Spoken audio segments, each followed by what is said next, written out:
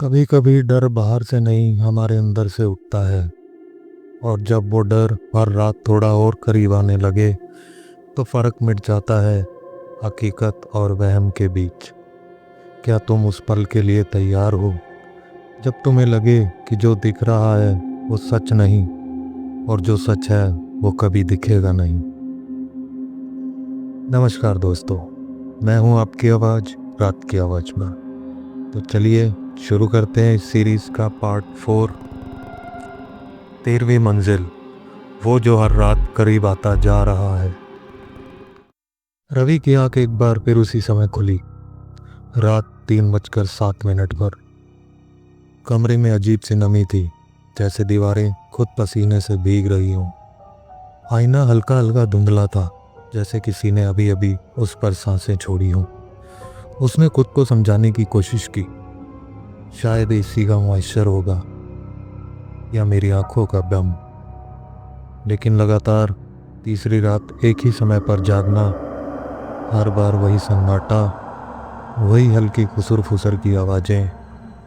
अब डर डर नहीं रहा था, वो एक सवाल बन चुका था। आखिर ये सब शुरू हुआ कब से? अगले ही दिन रवि सुबह 8 बजे तैयार होकर सीधा सोसाइटी ऑफिस पहुंचा। गार्ड उसे देखते ही मुस्कुराया, लेकिन रवि सीधा मुद्दे पर आ गया। भाई, एक बात बताओ, क्या तुम्हारे पास पुरानी फाइल्स हैं इस बिल्डिंग की? गार्ड थोड़ी देर चुप रहा। साहब, 1303 की फिर से बात करोगे ना आप? रवि ने सिर हिलाया। कुछ गड़बड़ है वहाँ। 3 दिन से एक ही समय पर अजीब चीज़ें हो रही हैं। अब मैं जवाब ढूंढे बिना चैन से नहीं बैठूंगा। गार्ड ने झिझकते हुए कहा, बिल्डिंग की पुरानी फाइल्स नीचे बेसमेंट स्टोरेज में है, लेकिन वहाँ कोई नहीं जाता साहब। कभी कभी आवाज़ें आती हैं वहाँ से। रवि बिना कुछ बोले बेसमेंट की तरफ बढ़ा और नीचे सीढ़ियाँ उतरने लगा। बेसमेंट का माहौल बिल्कुल वैसा था जैसे किसी पुरानी लाइब्रेरी में फंसी हुई अफवाह। धूल से भरी फाइलें, आधे जले पेपर और एक बल्ब जो हर तीसरे सेकंड में झपकता था। रवि ने धीरे धीरे फाइलें पलटना शुरू किया। 1303 से जुड़ी फाइल ढूंढने में उसे करीब 20 मिनट लगे। 1303 किराएदार अंजलि मेहरा, उम्र 34 साल, सिया मेहरा, उम्र 8 साल, रहने की अवधि 2016 से 2019। तो 2019 में ही वो सुसाइड हुआ था। अगली फाइल में एक शिकायत दर्ज थी।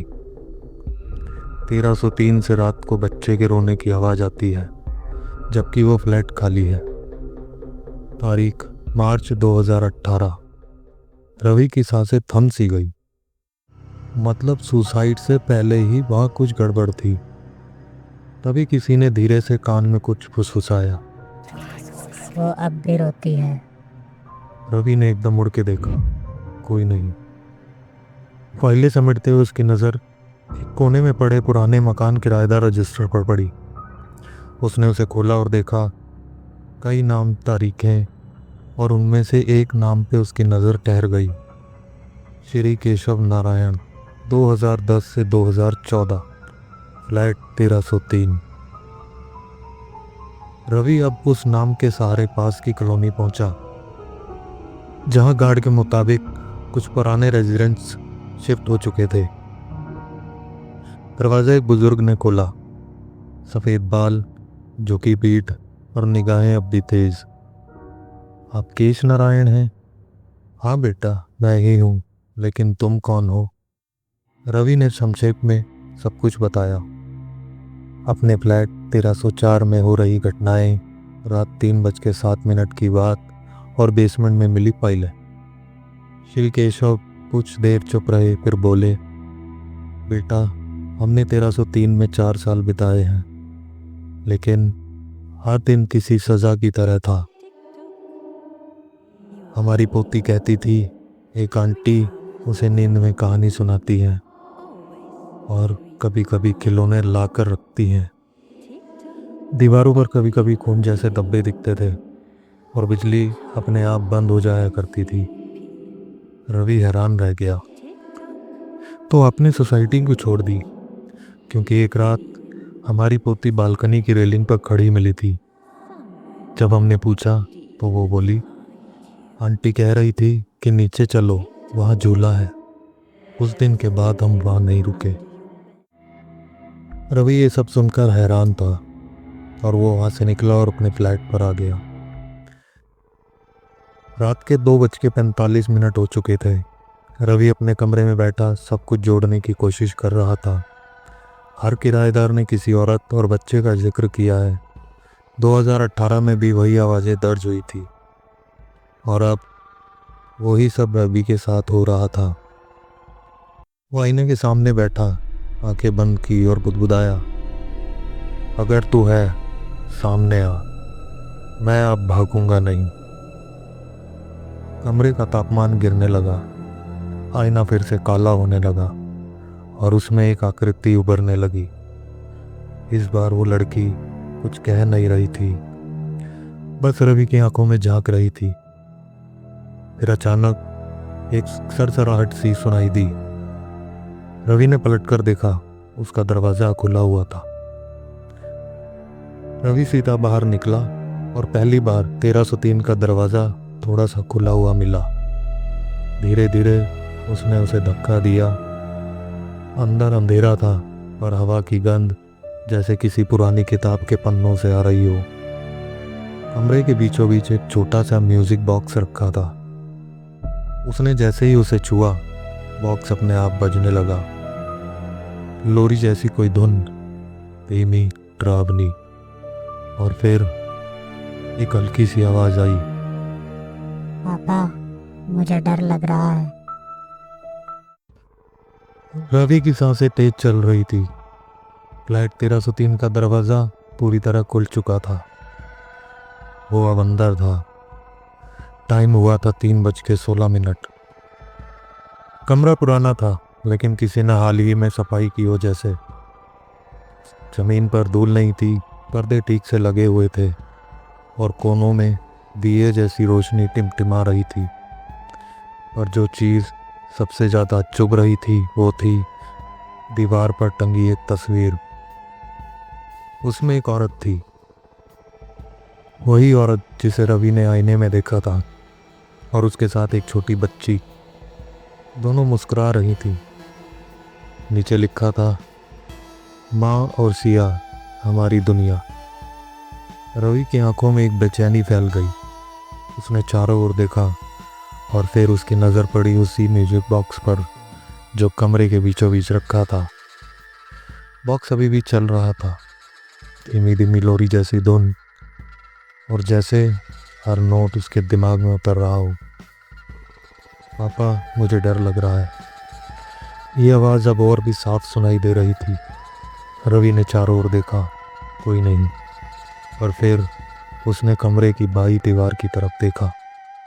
वहाँ एक पुराना अलमारी नुमा दरवाज़ा था, आधा खुला। वो धीरे से आगे बढ़ा और दरवाज़ा खोला।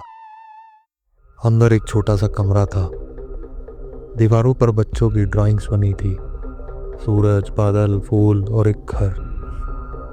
पर उस घर के पास एक आकृति बनी थी, काली, लंबी और बिना चेहरे वाली। रवि ने गौर से देखा।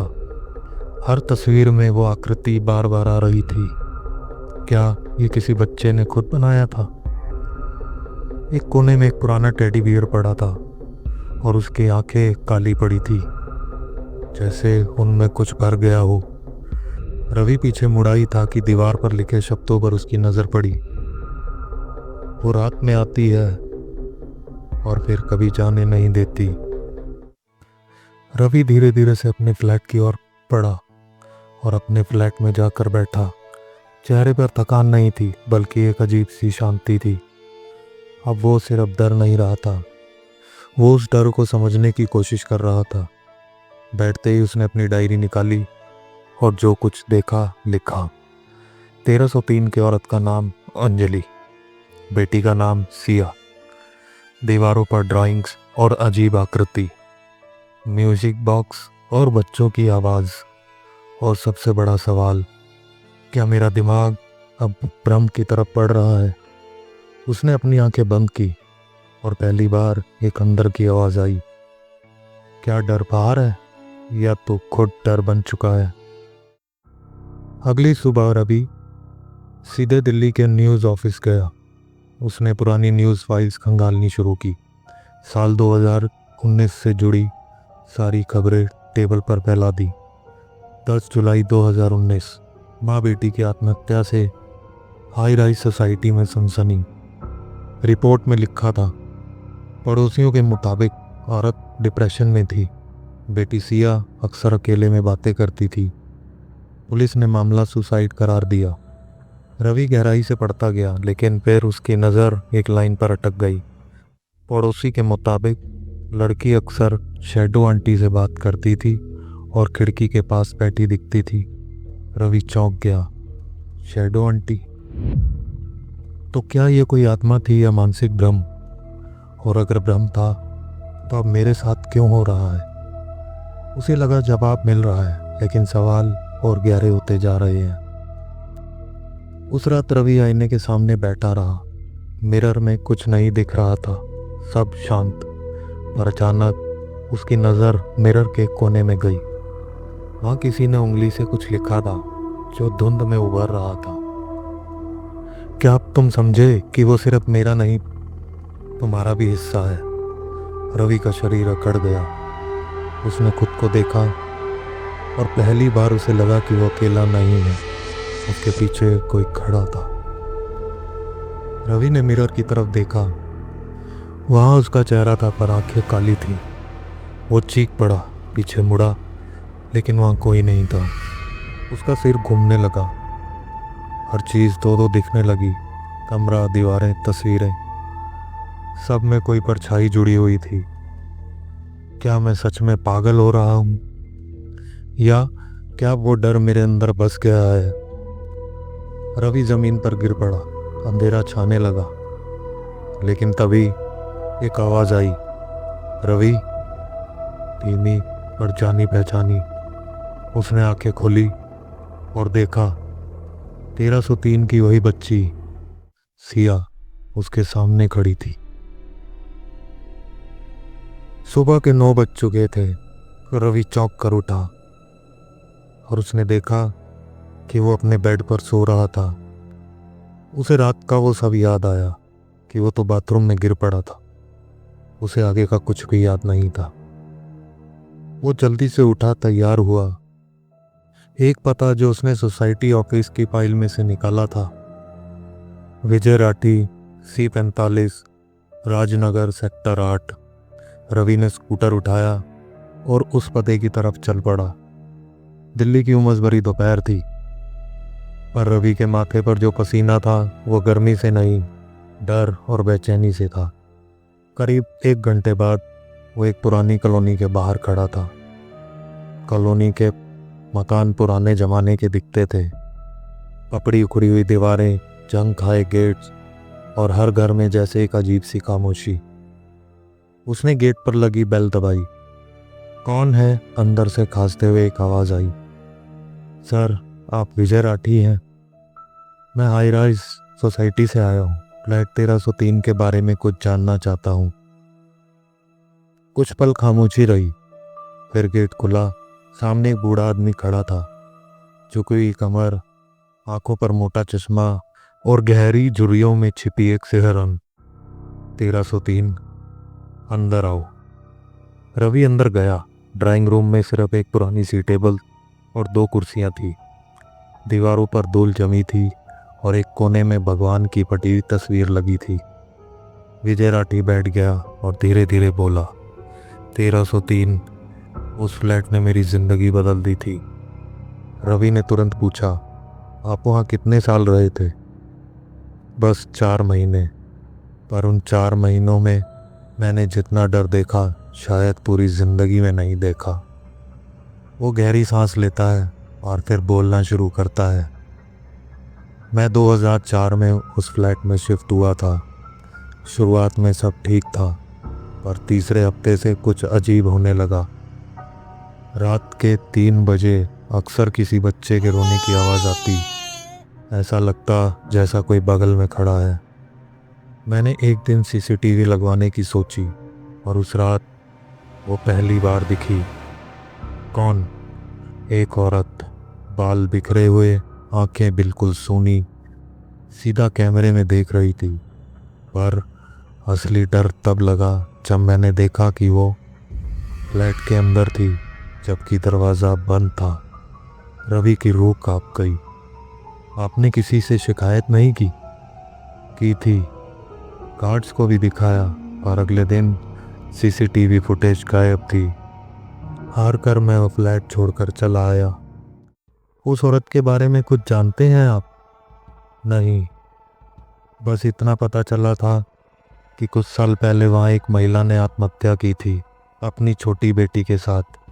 पर लोगों का कहना था आत्महत्या नहीं, बलिदान था। रवि की सांसें तेज हो गई।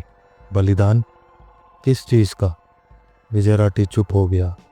उसकी आंखों में एक डर था, वैसा डर जैसे वो अब भी उस फ्लैट के साए में जी रहा हो। रवि उस शाम चुपचाप वापस लौट आया। रास्ते भर उसके दिमाग में वही सीसीटीवी फुटेज घूमती रही जो विजय ने बताई थी। एक औरत बंद फ्लैट के अंदर बिना आवाज़ के सिर्फ घूरती हुई। उसी रात रवि ने खुद अपने फ़ोन का कैमरा फ्लैट 1303 के बाहर के कोने में सेट कर दिया, रिकॉर्डिंग मोड पर। गाड़ी ने रात के 3 बजाए। सोसाइटी के लैंप्स हल्की हल्की टिमटिमा रहे थे। फ्लैट 1303 के दरवाजे के नीचे से हल्की परछाई सी हिल रही थी, मानो कोई अंदर चल रहा हो। तभी कैमरा अचानक ब्लर होने लगा। साउंड में कोई गूंज जैसी आई, जैसे किसी ने बहुत धीरे से कुछ कहा हो। मैं यहीं हूँ।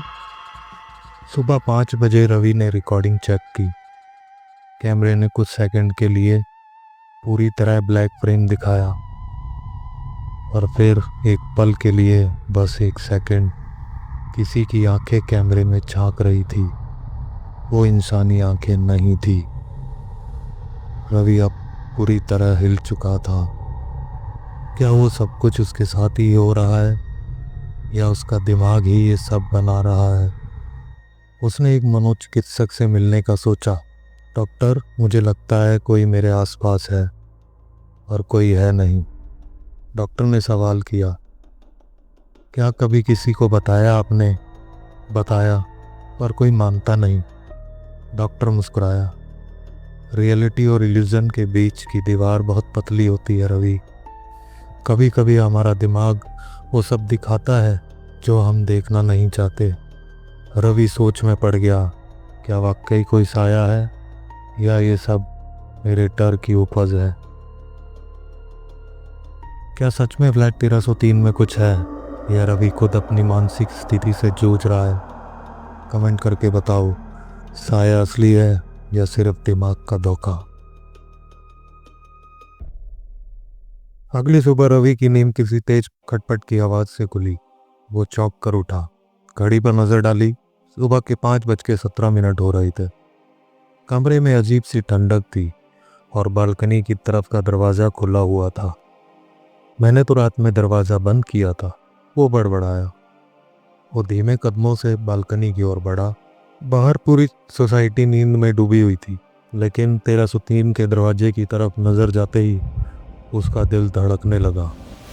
वो दरवाज़ा अब पूरा खुला था। पिछली रात जब उसने देखा था तब वो बस थोड़ा सा खुला था, पर अब मानो किसी ने जानबूझकर उसे पूरी तरह खोल दिया हो। रवि बालकनी से ही चिल्लाया, कौन है वहाँ? कोई जवाब नहीं आया। बस एक तेज ठंडी हवा का झोंका उसके चेहरे से टकराया। वो अंदर लौटा, बालकनी का दरवाज़ा बंद किया और खिड़की पर पर्दा खींच दिया। लेकिन अब उसके मन में एक और सवाल गूंजने लगा, क्या ये सब सिर्फ उसके दिमाग का खेल है, या फिर कुछ सच में है वहाँ? सुबह 10 बजे रवि सोसाइटी ऑफिस पहुँचा, इस बार कुछ ठान कर। सर, एक बार फिर से पूछ रहा हूँ, फ्लैट 1303 के बारे में कोई ऑफिशियल फाइल मिल सकती है क्या? पुराना कोई डाटा? ऑफिस में बैठे मैनेजर ने पहले टालने की कोशिश की, लेकिन जब रवि ने अपनी बात मजबूती से रखी तो वो थोड़े झिझकते हुए बोले, एक बार पुराने रिकॉर्ड्स वाला कमरा देख लो, लेकिन जिम्मेदारी तुम्हारी होगी। रवि को एक पुरानी फाइल मिली, धूल से सनी टूटी हुई बंडिंग। उस पर फेडेड सा लिखा था, इंसिडेंट फ्लैट 1303 मार्च 2014। उसने ध्यान से पढ़ना शुरू किया। 3 March 2014, a residence Mrs Sujata and her 8-year-old daughter committed suicide. Husband missing for months. Sujata reportedly complained of seeing shadows and strange voices from the wall. Mental illness suspected. उसमें लिखा था 3 March 2014, एक रेजिडेंट मिसेस सुजाता और उनकी 8 साल की बेटी ने आत्महत्या कर ली थी। उनके पति काफ़ी दिनों से गायब थे। सुजाता ने कई बारी कंप्लेंट की थी, परछाइयाँ दिखने और अजीब आवाज़ें दीवारों से आने की। इसे एक मानसिक बीमारी माना गया। रवि ने अपनी सांस रोक ली। वो शैडोज और आवाज़ें पढ़ चुका था, वही सब वह महसूस कर रहा था। लेकिन एक लाइन और थी जो पहले किसी ने नहीं बताई थी। उस फ्लैट को पुलिस द्वारा सील करने से पहले जो किराएदार थे, उनका नाम था मिस्टर महेश त्रिवेदी, जो एक टेम्पररी किराएदार थे और रेंट एग्रीमेंट का कोई रिकॉर्ड नहीं था। महेश त्रिवेदी, ये नाम पहले किसी ने नहीं लिया। उसी दोपहर रवि पुराने गार्ड राम प्रसाद को ढूंढने निकला, जो अब रिटायर हो चुका था। थोड़ी मशक्क़त के बाद वो उसे एक छोटे से घर में मिलने गया। राम प्रसाद जी, आप हाईराज सोसाइटी में गार्ड थे ना 2014 में? हाँ, लेकिन तुम कौन? रवि, मैं 1304 में रहता हूँ। राम प्रसाद की आंखों में एक पल को कुछ कांप उठा। क्यों पूछ रहे हो? 1303 में क्या हुआ था? मुझे सब सच बताइए। कुछ सेकंड की चुप्पी के बाद राम प्रसाद बोला, सच जानना चाहते हो तो सुनो। वो औरत सुजाता, वो मानसिक रूप से बीमार नहीं थी। वो जो देखती थी वो हमने भी देखा। दीवारों पर चलते साए, शीशे में झांकती एक लड़की, और वो किराएदार महेश त्रिवेदी कुछ दिन वहाँ रहा, फिर रातों रात गायब हो गया। कहते हैं उसने कभी दरवाज़ा बंद नहीं किया। उसके जाने के बाद ही वो दरवाज़ा हमेशा खुला रहने लगा। रवि का गला सूख गया। पर अगर सबको पता था तो किसी ने उसे सील क्यों नहीं किया? क्योंकि कुछ दरवाजे ताले से नहीं, खून से बंद होते हैं। उसी रात 2:27 पर रवि अपने स्टडी टेबल पर बैठा फाइल्स और पुराने कटिंग से गिरा था। तभी बाथरूम से पानी टपकने की आवाज़ आई। टप टप टप। वो उठा और बाथरूम की तरफ बढ़ा। दरवाज़ा थोड़ा खुला हुआ था। उसने हाथ बढ़ाकर लाइट ऑन की और तभी आईना उसके सामने झिलमिलाया। एक पल को उसे अपने पीछे एक परछाई दिखी, वही लड़की जैसी आकृति। वो पलटा, कोई नहीं था। फिर वो वापस आईने की तरफ मुड़ा और अब आईने में खुद उसका चेहरा नहीं था। वो पीछे हट गया, सांसें तेज, दिल की धड़कनें फान पर। और तभी बाथरूम की लाइट अपने आप बंद हो गई। रवि दौड़कर कमरे से बाहर आया और अब हॉलवे में उसे कुछ अजीब सा महसूस हुआ। 1303 का दरवाज़ा अब आधे से ज़्यादा खुला हुआ था और वहाँ से एक धीमी सी आवाज़ आई, रवि। उसने सुनने की कोशिश की, फिर दोबारा, रवि अंदर आओ। यह आवाज़ उसकी माँ की जैसी थी। नहीं, ये मेरा दिमाग है, सिर्फ इल्यूज़न है, रवि खुद को समझाने लगा। पर तभी उसकी आंखों के सामने वही परछाई फिर से हॉलवे में दिखी, और इस बार उसके ठीक सामने। अचानक सब कुछ थम गया। रवि को अब समझ आने लगा था, डर शायद बाहर नहीं, उसके अंदर पल रहा है। उसके दिमाग में एक ही सवाल गूंज रहा था, अगर मैं अब खुद से डरने लगा हूँ तो सच क्या है और भ्रम क्या।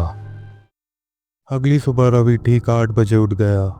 पिछली रात की डरावनी आवाज़ें, वो सीसीटीवी फुटेज, 1303 का दरवाज़ा और वो परछाई, आवाज़, सब कुछ उसके दिमाग में तेज़ी से घूम रहा था।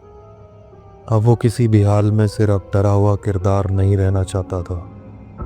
आज वो खुद इस रहस्य की जड़ तक जाना चाहता था।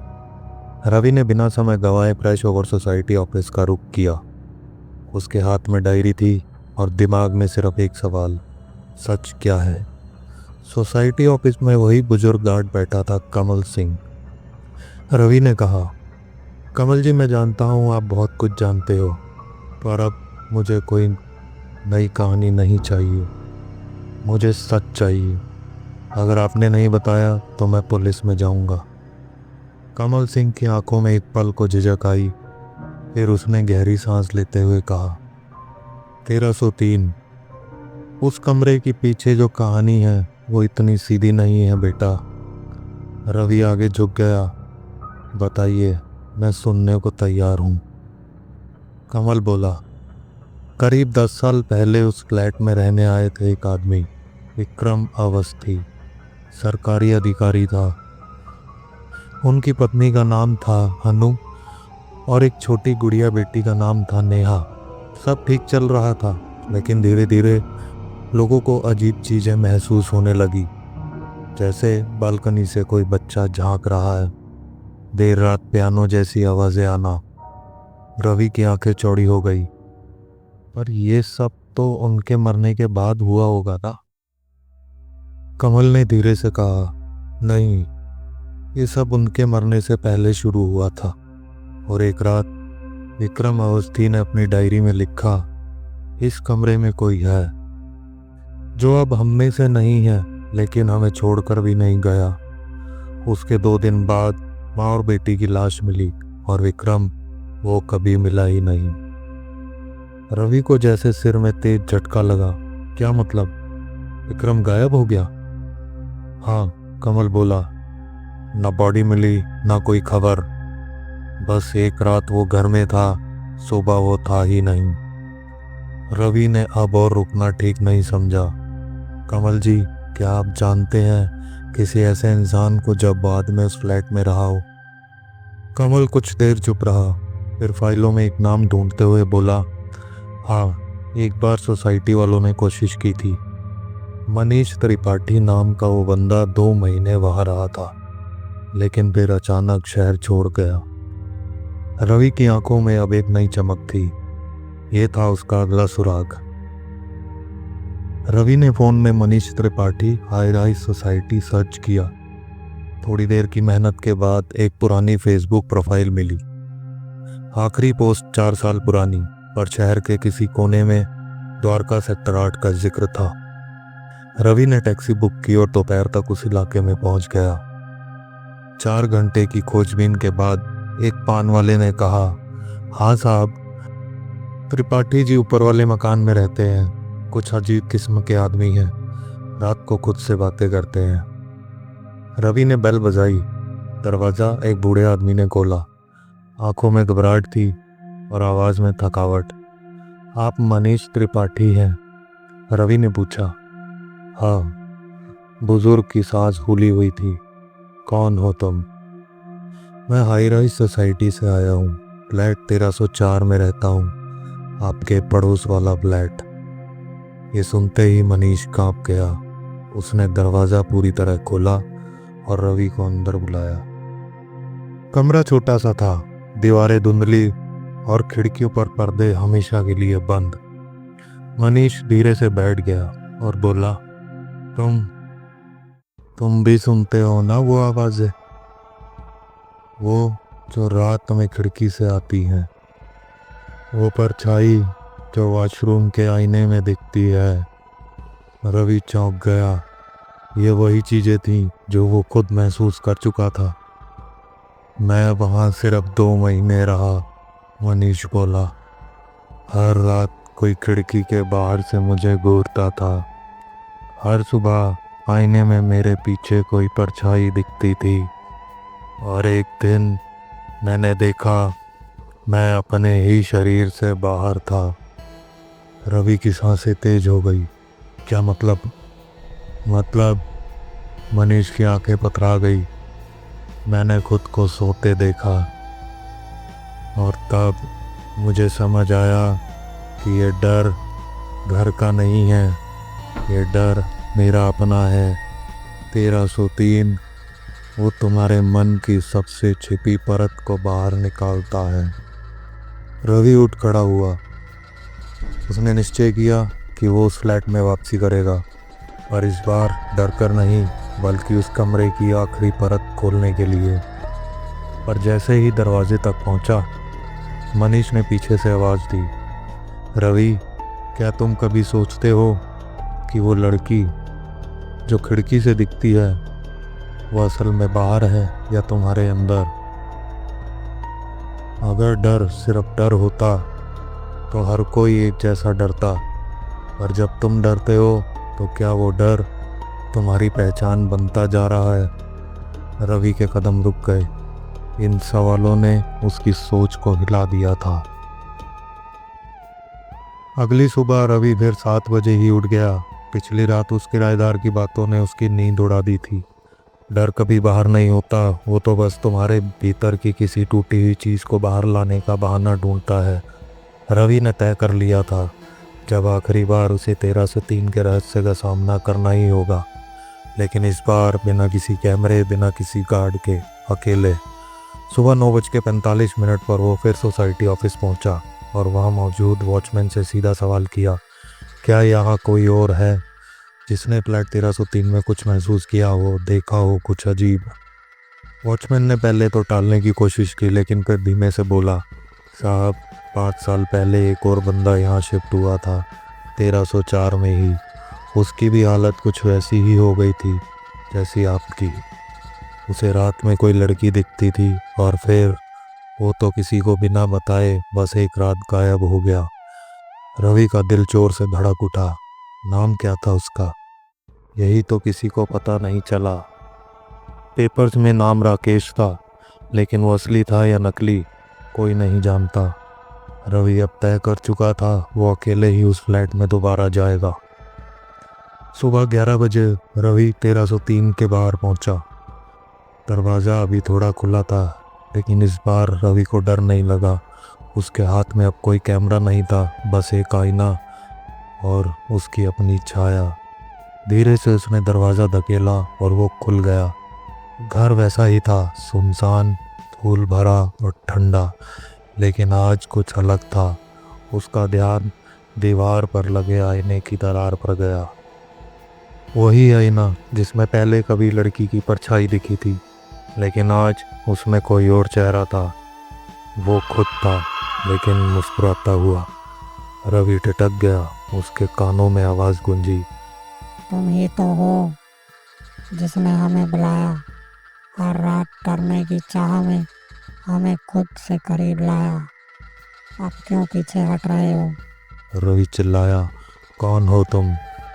आईने में उसका ही चेहरा बदलने लगा और धीरे धीरे वो वही लड़की बन गई जिसकी आंखें लाल थी, बाल गीले और चेहरा उदास नहीं बल्कि जानलेवा मुस्कान से भरा। तुम्हें डर नहीं लग रहा क्योंकि अब हम एक हो गए हैं। 12:30 बजे एक पड़ोसी ने देखा कि रवि अकेले अपनी बालकनी में खड़ा मुस्कुरा रहा था, बिल्कुल शून्य में ताकते हुए। उसने आवाज़ दी, रवि भैया, सब ठीक है? रवि धीरे से मुड़ा। आंखें सूनी सूनी थी। हाँ, सब ठीक है, अब कोई डर नहीं। लेकिन उसकी परछाई दीवार पर धीरे धीरे किसी और की बनती जा रही थी। कपड़े वही थे, बाल वही, लेकिन चेहरा वो लड़की। रात 3:03। फ्लैट 1303 की लाइट अपने आप जल गई। बालकनी में एक लड़की खड़ी थी, उसके पीछे एक आदमी की परछाई, लेकिन उसका चेहरा दिख नहीं रहा था। अचानक वो लड़की मुड़ी और बुदबुदाई, अब एक और आ गया। अगले को बुलाने की बारी है। रवि को अब यकीन होने लगा है कि जवाब उसके बाहर नहीं, उसके अंदर छिपा है।